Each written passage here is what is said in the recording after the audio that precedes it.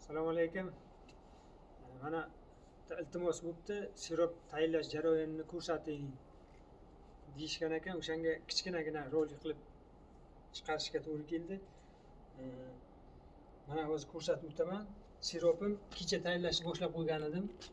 Lekin ko'rsatishini. Kecha tayyorlashni boshlab qo'ygan edim. 7 litr suv, 11 kilo shakar aralashtirib qaynagan suvga, qaynab chiqqan suvga eritib solindi. 7 litr suvga 11 kilo shakar solindi. Keyin 1 litr mana bu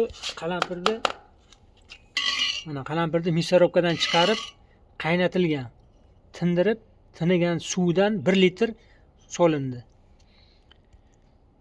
Bu ichida mana bunaqa qizil qalampirdan 30 ta dona bor edi. 30 ta donani bir 4 litr suvga qaynatdim. 4 litr suvga qaynatib, sovitib, keyin qalampirni yaxshilab o'zi misorobkadan chiqarilgan edi. Yaxshilab tingandan keyin suvdan 1 litr soldim. Avvalasi mana unisi tushsa ham arrini ichiga, karmoshkaga tushsa ham tozalash muammo bo'ladi demasalari, buni ham zarari yo'q. Karmoshkaning ichida tursa ham zarari yo'q. Tak. 11 litr suv, 11 kilo shakar, 7 litr qaynatilgan suv. Keyin 1 kilo mana bu asal sovardim. O'zim yaxshi asalimdan 1 kilo sovardim. 1 litr. 1 litrli bankadan sovardim. Keyin mana bu chesnok. Chesnok mana hajmini ko'rib turibsizlar. Bu yerda aslida mana shu to'la edi. 2 kilo chesnok bor edi. Ular 3dan birini, где-то 3dan birini, 4dan biri kecha safar solinganiga ham ishlatgandim. 4dan biri, bu degani 500 gram. Buni zarari yo'q.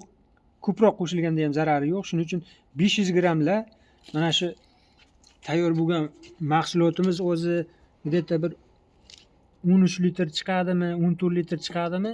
Mana sirop tayyor holga kelyapti. Kecha tayyorlab qo'yganim uchun sizlarga har birini solib ko'rsata olmayman. Kecha tayyorlashni boshlab qo'yganim uchun mana shunday tarzda